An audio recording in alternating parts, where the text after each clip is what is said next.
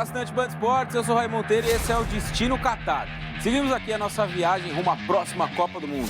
Essa já é a nossa terceira escala até o início do Mundial e por aqui a gente vai debater, analisar e também projetar tudo que vai rolar no maior evento esportivo do mundo, que é a Copa deste ano, que vai acontecer no Catar. Para isso eu tenho ao meu lado mais uma vez para me acompanhar meu parceiro Bernardo Ramos. Hoje a gente vai debater o Grupo C. Fala, Bernardo, tudo bem? Tudo bom, Raí? O grupo da Argentina, dentre outras seleções, mas aí a gente consegue já pensar um dos favoritos em potencial. A gente já falou da Inglaterra, a gente já falou da Holanda, agora a Argentina, claro, dentre outras seleções. Esse aí é o Grupo C da Copa do Mundo do Catar, Bernardo, que tem a Argentina, talvez a grande entre as seleções que a gente já analisou aqui, né? Você ressaltou, Holanda, Inglaterra. Entre as seleções que já foram tema aqui no Destino Catar, a Argentina seja a principal candidata ao título. Arábia Saudita, México e Polônia. Um grupo bem legal, né, Berna? Do ponto de vista de duelos, né, de equilíbrio, você tem seleções aí de continentes diferentes, né? Tem uma Polônia com mudanças, com o Lewandowski sendo aí a principal peça. Tem um México que sempre é uma grande promessa nas Copas do Mundo e na maioria das vezes decepciona. Tem também uma Arábia Saudita aí em uma mudança, né? Um trabalho de mudança também da última Copa para essa. E a Argentina do Scaloni, que chega como uma das candidatas ao título deste Mundial, Berna. A gente falou do favorito, ou da favorita Argentina, a gente tem que falar também da Arábia Saudita, candidata a saco de pancadas dessa Copa do Mundo. É verdade. E já que o México está nessa chave, né? A gente tem de falar que durante muito tempo na história das Copas, o saco de pancadas foi o México, né? O México que teve Carvajal, o goleiro, que durante muito tempo foi o recordista de participações em Copas do Mundo, com 5 de 50 a 1966. Lembrando que o México pegou o Brasil em 50, no Maracanã, em 54, na Suíça, em 62, o Brasil estreou contra o México, vencendo por 2-0. Ou seja, uma seleção que tem um histórico aí de enfrentamentos com o Brasil na época em que era o saco de pancadas das Copas do Mundo, né? E Argentina, México e Polônia tem história também, a gente pode contar mais sobre isso daqui para frente. Muitos confrontos também entre essas seleções, né, Berna, na história das Copas. Argentina e México é um jogo também que nos últimos anos, né, vem acontecendo bastante. Mas para a gente entrar nas seleções e analisar um pouco as características, a força de cada uma delas, né, vamos dar uma olhadinha no caminho em cada uma dessas seleções traçou até chegar à disputa da Copa do Mundo do Catar. A gente já está vendo aí na tela a Argentina nesse caminho, que vale sempre a gente lembrar, ressaltar, é da Copa de 2018 para cá. Então, desde lá, né, desde aquele período, a Argentina foi terceira colocada na Copa América de 2019, disputada aqui no Brasil, campeã da Copa América de 2021, também disputada aqui no Brasil. Nas duas competições, a Argentina se chocou com a seleção brasileira, né? Em uma caiu na semifinal, a outra bateu e venceu o título. A Argentina também ganhou a finalíssima, né? Que foi um torneio ali entre a campeã da Copa América, justamente a Argentina, e a Itália, que ganhou a última Eurocopa e não estará no Mundial do Catar. Inclusive, deixou uma impressão muito positiva a Argentina naquele confronto. Nas eliminatórias para a Copa do Mundo, a Argentina teve a segunda melhor campanha. A Arábia Saudita fez oitavas de final da Copa da Ásia, caiu muito antes, né, das fases decisivas ali. Ficou na primeira fase da Copa das Nações Árabes. Essa aí é uma competição secundária, né? Não jogou ali com o seu time principal. E foi líder em seu grupo nas eliminatórias para a Copa do Mundo. Esse sim, o grande objetivo traçado e concluído. A seleção mexicana fez duas competições, aí, duas vezes a Copa Ouro, né? E uma vez ganhou, na outra perdeu, duas finais contra os Estados Unidos e teve a segunda melhor campanha das eliminatórias da CONCACAF para o Mundial, ficando atrás do Canadá, que teve a melhor campanha. A seleção polonesa, para a gente fechar esse caminho até o Catar e poder projetar um pouco de cada seleção, fez fase de grupos da Nations League, né? Não passou da fase de grupos da Nations League 2020-2021. Ficou também na primeira fase da Eurocopa, com um desempenho bastante frágil, né? E nos playoffs para Copa do Mundo eliminou a Suécia. Esse playoff nada mais é, né, Berna, do que uma repescagem. Isso. Esse nome playoff é o nome usado pela FIFA, por isso a gente colocou ali, mas é uma espécie de repescagem, onde a Polônia, porque a gente já pode começar a falar, Berna, eliminou a Suécia e já sem o Paulo Sousa, né? Era o Paulo Sousa, o ex-Flamengo, treinador da Polônia até o início do ano. Ele deixou a Polônia para treinar o Flamengo e aí a Polônia mesmo assim conseguiu chegar à Copa do Mundo com um outro trabalho. O Michniewicz, né? Vale lembrar que quem levou Paulo Sousa a seleção da Polônia, né, numa escolha bastante controversa até, foi Zbigniew Boniek, né, o grande jogador da história do futebol polonês, que depois virou cartola, continua sendo, mas à época era cartola da Federação Polonesa de Futebol, e numa escolha muito controversa, como eu disse, trouxe o Paulo Sousa à seleção polonesa. Agora, não é uma simples troca de técnico, né, Raí? Ela tem ali aspectos também do campo. O Michniewicz arma o time, para mim, pior do que armava o Paulo Sousa. O Paulo Sousa jogava com 2 avantes, né? O Lewandowski e o Milik. Hoje, jogador do Olympique de Marselha. Milik, que já passou pelo Napoli, dentre outras equipes. A bela dupla de ataque. Belíssima dupla de ataque, né? O Milik é um dos jogadores que, para mim, são prejudicados com a saída do Sampaoli do Olympique de Marselha, mas ainda assim, trata-se de um bom centroavante. Agora, quem joga mais perto do Lewandowski é o meio-campista, é o Zielinski, né? Jogador do Napoli. Tem vários jogadores do ponto de vista de qualidade individual, né, Berna, nessa seleção da Polônia que chamou a atenção. Você citou 3, o Milik, o Lewandowski, o Zielinski também, né, que é um jogador do Napoli, fez uma bela temporada, a última temporada, né? O Napoli brigou durante um trecho ali. Jair, nas 2 últimas ele foi muito bem. Que no último campeonato, na última Série A italiana, né, durante um bom período, o Napoli brigou na parte de cima, lutou ali pelo título. Então a Polônia pode ser sim uma seleção a incomodar nesse grupo. É claro que quando a gente olha e faz um panorama geral, a Argentina é a grande candidata, favorita a avançar, vencer os seus 3 jogos, mas se a gente olha para as 2 segundas forças ali desse grupo, tem a Polônia, de qual a gente já falou um pouco, e também a seleção mexicana, né, Berna? Mais uma vez treinada mais uma vez o Tata Martino trabalhando em uma Copa do Mundo, dessa vez treinando a seleção mexicana, que chega para essa disputa do Mundial também com uma boa expectativa, né? A gente está falando de um técnico, né, que foi, segundo o próprio Marcelo Bielsa, quem melhor entendeu o estilo Marcelo Bielsa, né? Ele fala sobre isso no livro, aliás, muito bem escrito pelo Tom Rich, A Virtude da Loucura, lançado no Brasil em português pela editora Grandiara, e ele fala que como jogador e como técnico, ninguém entendeu mais o bielsismo do que o Tata Martino. O que basicamente compreende isso? Um jogo de marcação muito forte, pressão na saída de bola do adversário, sobretudo, marcação individual com perseguições muito longas.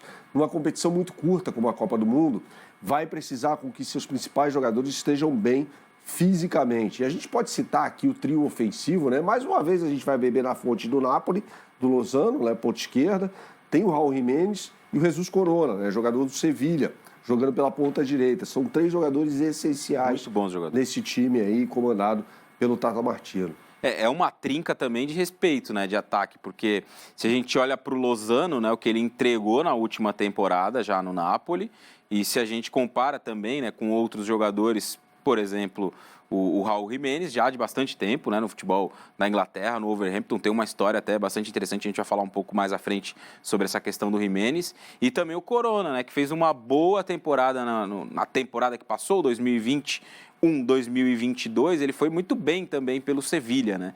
Então é um trio de ataque que traz uma boa expectativa para esse trabalho do Tata Martino na seleção mexicana, mas terá um grupo difícil pela frente, porque essa chave também tem uma das grandes favoritas ao título da Copa do Mundo de 2022, que é a Argentina, né, Berna? Que encontrou um encaixe muito bom com o Scaloni, encerrou o seu jejum, a sua fila de títulos, né? Tem uma invencibilidade muito longa, se não me falha a memória, é a maior invencibilidade entre as seleções, né? Ainda em curso, né? Que ainda não foi encerrada. A Itália ficou muito tempo também sem perder e acabou tropeçando na disputa ali de uma vaga para a Copa do Mundo, mas a Argentina não, vive um grande momento, uma grande fase e um encaixe de time também, né? O Scaloni encontrou a equipe com um meio-campo muito forte, com o Depou, com o Lo Celso. Às vezes jogando com o Guido Rodrigues. Com o Guido Rodrigues, jogador do Betis, em vários momentos sendo titular. Um Messi muito afim, não que ele não estivesse em outros momentos, mas me parece que a nível de seleção esse é o melhor momento do Messi. Um Lautaro Martínez muito eficiente, tanto na seleção quanto na Internazionale. E também você tem um Di Maria, que é um jogador muito experiente, de muita qualidade. Mudando de clube. Além de opções, né? Você tem um Julián Álvares, que pode ser um destaque. Dybala, que também, outro que mudou de clube. Todos esses, né? Di Maria, Julián Álvares, Dybala. O Acunha também, bom jogador. O Scaloni encontrou um time, né, Berna? Encontrou. A gente pode falar aqui sobre os aspectos defensivos da seleção argentina, né? Do meio para frente é um timaço. Para mim, o maior mérito do Scaloni foi ter encontrado o equilíbrio nesse time diante de uma defesa que não é tão hypada como os jogadores do meio para frente. A gente tem que citar também o Nico Gonzalez, jogador que atua como um ponta-direita também, jogador muito bom da Fiorentina, né? Mas voltando aqui à defesa, como é que joga a Argentina hoje? Joga num 4-2-3-1, será que a gente pode definir dessa forma? Mas que muda bastante do meio para frente. Na defesa, não. Uma linha de 4, jogando com Molina, Otamendi, que talvez seja aquele, ponto fraco, da seleção da Argentina. Vai com o Lisandro Martínez, jogador que foi para um contexto bem turbulento, né? Saiu do Ajax, treinado pelo Erik ten Hag, jogador forjado, aliás, no Defensa e Justiça do Sebastião BKSS. Foi contratado pelo Manchester United, jogando ao lado do Maguire, ou seja, ele tem ali de instabilidade, esse cara conhece, pelo menos no início dessa passagem dele pelo futebol inglês, né? E do lado esquerdo, um bom centroavante, também treinado pelo Erik ten Hag no Ajax, o Tagliafico. Né? Então você lateral esquerdo. Lateral esquerdo. Então você olha para a seleção da Argentina e fala, caramba, quem são esses caras? Então acho que o grande mérito do Scaloni, além, claro, de encontrar um contexto que fosse favorável ao Messi, que eu acho que nenhum técnico conseguiu até hoje tirar a plenitude do Messi, fazer com que o Messi atuasse na sua plenitude na seleção argentina, foi encontrar um equilíbrio defensivo com jogadores que não são tão cotados assim, Raí. O nosso Gui Farias estava até me lembrando aqui, Berna, que a última vez que a Argentina perdeu foi em junho de 2019, naquela semifinal da Copa América para a seleção brasileira. Uma arbitragem bastante controversa. Né? Isso acontece bastante no continente sul-americano, né? Então faz muito tempo que a Argentina não perde, é uma invencibilidade que deve carregar também para a disputa da Copa do Mundo, e isso pode ser um fator. E também, né, Bernardo, você estava falando da defesa, eu estava me lembrando aqui do Romero também, né, o jogador do Tottenham, que é muito bom zagueiro. É meio maluco. Muito provavelmente será titular nessa linha defensiva. Tem jogado com 3 zagueiros, né? No Tottenham ele é um dos 3 zagueiros do time do Conte, mas meio maluco por meio maluco, o Otamendi também é bastante, né? Para quem conferiu o jogo lá no início da temporada do Campeonato Inglês, da Premier League, né? O jogo entre Tottenham e Chelsea, você fala assim, pô, esse cara não foi expulso como, né? Puxou o cabelo do Cucurella, aliás, a gente vai falar sobre o Cucurella mais tarde, quebrou o pau com o Havertz o jogo inteiro, tal, só recebeu um cartão amarelo. Isso numa Copa do Mundo pode ser decisivo, por isso que eu tenho uma pequena dúvida, Raí. E aí vai depender muito do encaixe do Lisandro Martínez no time do Manchester United, sobre quem será o parceiro do Otamendi no miolo de zaga na seleção argentina. Me parece muito claro que o Otamendi será titular e que ainda a busca é por um parceiro. Eu acho que o Romero está um pouco à frente nesse momento. Mas só para a gente encerrar em relação à montagem da Argentina, principalmente defensiva, né? O Molina foi para o Atlético de Madrid, o que também é uma questão interessante de se observar, né? O desenvolvimento dele. Titular contra o Getafe. Com o Diego Simeone, né? Nessa temporada. E também tem um outro achado, né, Berna? Que é o Emi Martínez no gol, né? Isso. Quando a Argentina sempre teve, ou sempre não, nos últimos mundiais, né? Teve questões ali na sua meta, né? O Romero, embora tenha feito uma ótima Copa em 2014, quando chega, né, a disputa mundial no Brasil, ele não era um cara que você olhava assim, a Argentina tem um grande goleiro. Ele fez um ótimo mundial, foi um dos grandes responsáveis para que a Argentina pudesse chegar à grande decisão. Só que em 2018, né, o gol foi um problemaço para a Argentina no Mundial da Rússia. Né? Começou com o Cabageiro, né, e depois apelou, no bom sentido, o técnico Jorge Sampaoli, ao Franco Armani, né? Que é muito mais goleiro do que o Cabageiro. O Cabageiro, aliás, o melhor mas que também não foi bem, né, Berno? O Armani eu também concordo com você, é um ótimo goleiro, mas ele não foi bem naquela Copa. Não, foi bem. Não que algo tenha sido bom para aquela Argentina na Copa. Não, definitivamente não, né? Agora, é importante você ter tocado no assunto goleiros, né? Porque se a gente pegar a escola argentina de goleiros, dos anos 40 até os anos 80, né? Me parece que a gente recebeu até uma ligação aí de Nery Pumpido, né? Um dos goleiros a quem vou me referir. Você pega Carrizo, Serras, Roma, o Gugatti, o Baldo Batido Filhol. Cara, só goleiraço. Terminando esse apogeu da escola argentina de goleiros em 1986 com o Nery Pumpido, né? Você gostava da Bondanzieri, Berna? Não gostava da Bondanzieri. Acho que era o ponto fraco daquele time do Boca Juniors. Em 90, o Pumpido era o titular, ele quebra a perna no jogo contra a União Soviética, e aí o Bilardo coloca um desconhecido na meta, o Goicoechea, que fecha o gol na Copa do Mundo. Aliás, foi ele quem salvou a pele do Maradona na disputa de pênaltis entre Argentina e Iugoslávia no estádio Artemio Franchi, em Florença, nas quartas de final daquela Copa do Mundo. Quando o Maradona perde um pênalti, ele vai lá e pega 2 pênaltis. E pega 2 pênaltis também na semifinal em Nápoles, né? Jogando contra a Itália, que era a favorita a vencer aquele Mundial. A Argentina consegue um empate por 1-1, vai buscar com o gol do Canija, e ele pega 2 pênaltis, né? Um do Donadoni e outro do Aldo Serena.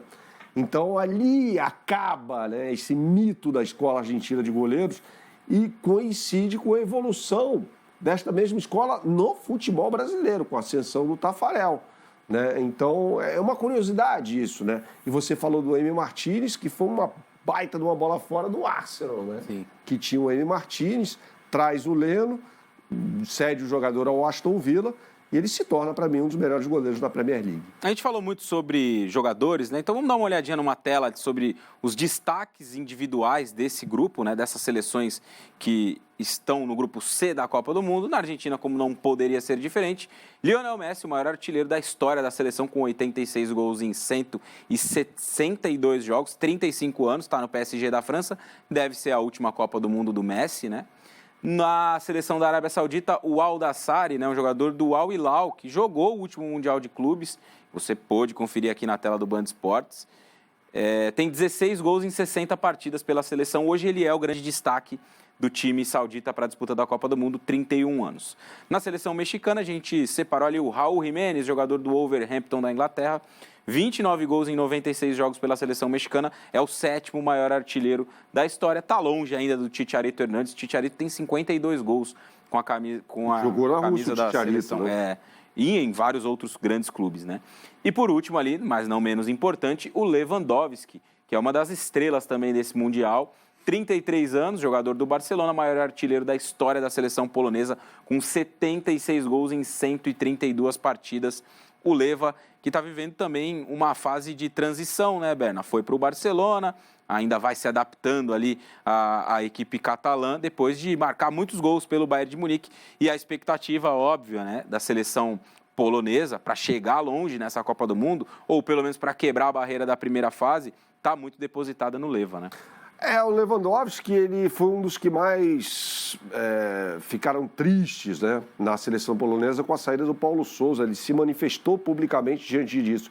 E o Paulo Sousa, por pior que tenha sido o trabalho dele no Flamengo, ele tinha uma linha de trabalho que iria mais ao encontro do que o Lewandowski encontra no Barcelona, que é o jogo de posição do Xavi, né? Jogo de posição na veia.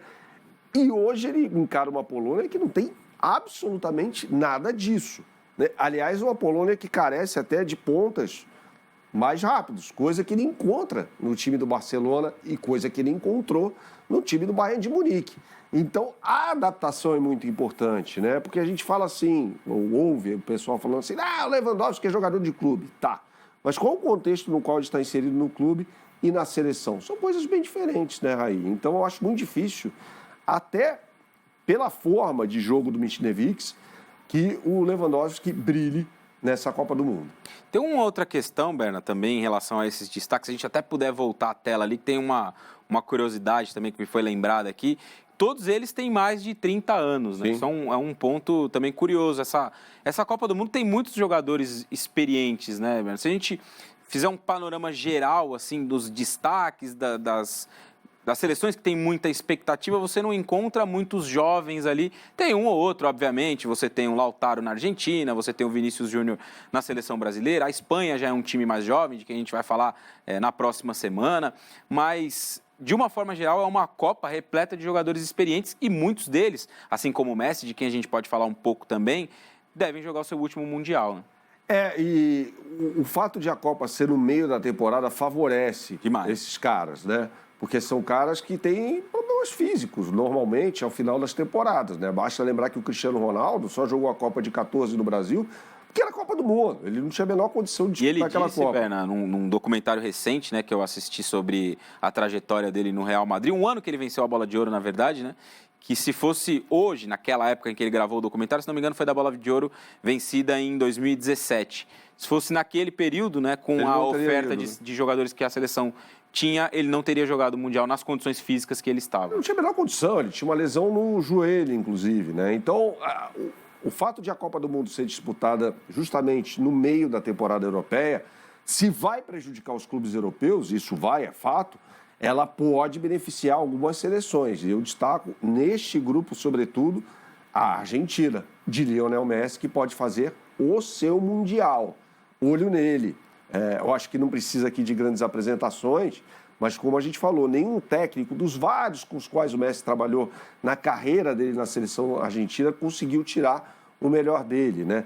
Eu acho que o Messi, uma das grandes injustiças cometidas com o Messi foi na Copa de 2006 pelo Pekerman. Pekerman, que era foi uma o único... bela seleção. Era uma belíssima seleção aquela. Riquelme, Cambiasso. É o único Mundial do Riquelme, aliás, né? E o Pekerman faz aquela bobagem no jogo contra a Alemanha de tirar o Riquelme onde a colocar era melhor, né? Era melhor. Vencia por 1-0 o gol do Ayala, né?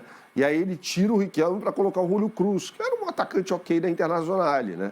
E ali o Klose empata o jogo, vai para os pênaltis e a Argentina acaba sendo desclassificada. Foi o primeiro Mundial do Messi. Para mim, tinha cancha para ser titular naquela Copa do Mundo. E depois passou por uma série de técnicos aqui na seleção argentina, né?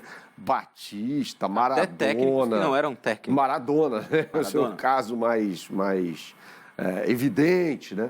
E também cenários, né, Berna, muito caóticos a Argentina enfrentou nos últimos mundiais, no sentido de preparação, de chegada. Nesse momento também é um momento mais tranquilo para a Argentina. 2018 era aquele caos do Sampaoli e até há quem diga que nos jogos finais ali, né, o jogo contra a Nigéria, que é o jogo da classificação, e o jogo contra a França, os jogadores ali meio que fizeram o que eles queriam no campo e eles definiram quem jogaria. Na Copa de 2010, você citou já o Maradona, um técnico que não era técnico. Em 14, era uma Argentina com uma expectativa reduzida, mas que teve um ótimo trabalho, né, naquele Mundial do Sabella e conseguiu chegar até a decisão. Então, tem muitas oscilações de clima para a Argentina nas disputas das últimas Copas e o dessa parece muito boa. O Raí, naquele jogaço entre Argentina e França, né, aqueles 4-3 da Copa do Mundo de 2018, que evidenciou problemas táticos que já eram claríssimos na Argentina e também na seleção francesa, o Messi jogou como centroavante.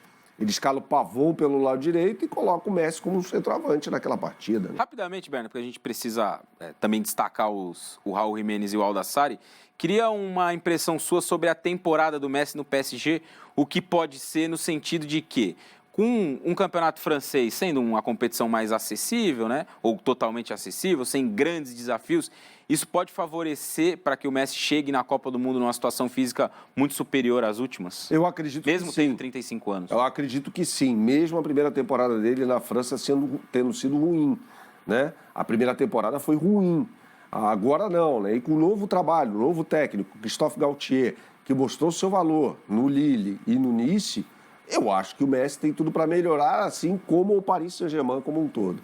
Vamos falar um pouco sobre o Raul Jiménez, também um dos destaques, né, da seleção mexicana treinada pelo Tata Martino. O Berna já citou um pouco desse trio de ataque, né, com o Corona, com o Lozano, com o Raul Jiménez sendo essa referência.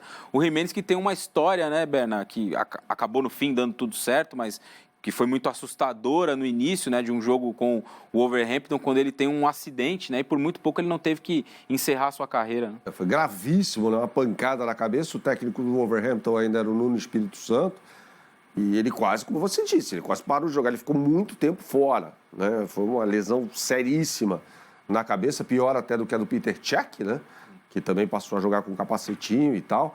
Mas ele voltou e o contexto do Wolverhampton o favorece, né? Porque, cara, com o Nuno Espírito Santo, era bola para frente e vamos que vamos, né? Ligação direta, um time muito defensivo. Com o Bruno Lage, melhor dizendo, ele consegue ter mais companhia adiante. É um jogador que começa a temporada sem jogar, né? E o Bruno Lage, inclusive, investe no Hee-chan. A gente vai falar mais sobre o Hee-chan quando a gente for falar de Coreia do Sul como centroavante. Mas ele, nas condições ideais, é titularíssimo, tanto do Wolverhampton quanto da seleção mexicana. Né? E para a gente encerrar essa página dos destaques, né, vamos falar um pouco sobre o Al-Nassr também, atacante do Al-Hilal, atacante da seleção saudita, né, que chega para disputar essa Copa do Mundo, como o grande destaque, a grande expectativa de que a seleção saudita, como trouxe o prognóstico aqui o Berna, não seja o saco de pancadas dessa Copa, como foi na Copa do Mundo da Rússia, né, quando estreia tomando 5-0 da seleção anfitriã. Eu estava no estádio, inclusive, foi um jogo muito esquisito aquele. A Arábia Saudita depois jogou melhor em algumas partidas, eu me lembro. Que era, rapidamente, Berna, desculpa te interromper, treinada pelo Pizzi, né, na última Copa do Mundo. Pizzi, um péssimo técnico, né, que conseguiu deixar o Chile fora da Copa do Mundo. Ganhou a Copa América com o Chile, sabe lá Deus como. É assim, os jogadores se reuniram depois do segundo jogo com ele e falaram, a gente vai jogar da forma como o São Paulo jogava, se você quiser ficar aqui, você fique. Isso nos Estados Unidos. Se você quiser continuar, você continua aqui e tal, mas a gente vai jogar da forma como a gente atuava sob o comando do Sampaoli. O Sampaoli que foi campeão da Copa América um ano antes, em 2015, né? Houve uma rebelião, um motim, e acabou, sabe-se lá como, dando certo, inclusive com um 7-0 sobre a seleção mexicana, né? Na semifinal, não foi isso? Aquele México que era treinado pelo Juan Carlos Osório. Né? 7-1 aquele jogo, né? 7-1 ou 7-0? Foi 7 a alguma coisa. Foi 7 a alguma coisa, foi um massacre. Foi 7 a um pouquinho. Foi um massacre, né? O Pizzi que depois treinou o Racing, foi péssimo no gigante argentino, né? Um técnico muito fraco. Agora o Hervé Renard, né? Que é um técnico muito bom para montar sistemas defensivos. A gente sabe o caos que é trabalhar na Arábia Saudita. Eu não sei se o Renard, de repente, é demitido um dia antes da Copa do Mundo começar, mas é um técnico que sabe armar sistemas defensivos muito bem. Foi assim sob a batuta dele que o Marrocos, na Copa do Mundo de 2018, conseguiu competir com algumas seleções, impôs dificuldades a Portugal. E tinha ali uma boa geração, né, com a Achraf Hakimi, Hakim Ziyech, o Saïs, que foi companheiro do Raul Jiménez no Wolverhampton, dentre outros jogadores.